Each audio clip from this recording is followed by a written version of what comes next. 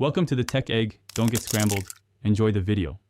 In this video, I will show how to do turkey feather art, easy method. Start by washing and drying feathers completely to remove oils. Lay out feathers by size and color to plan your design. Protect your work surface with paper and use craft glue for layering. Test dye on a scrap feather before committing to vibrant colors. Work slowly so feathers keep their natural curve and texture. In this video, I will show how to do turkey feather art, easy method. Begin by trimming quills and sorting feathers by length for a graduated look. Apply small dots of glue along the quill, pressing gently to avoid crushing fibers.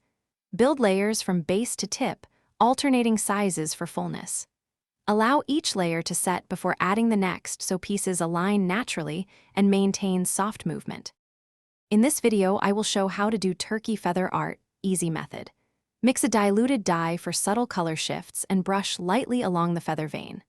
Let colors dry fully and compare tones before adding highlights.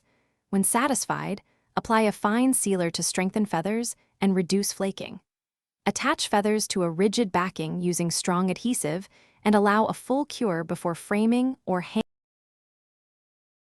Thanks for watching. Consider subscribing if I helped unscramble your problems.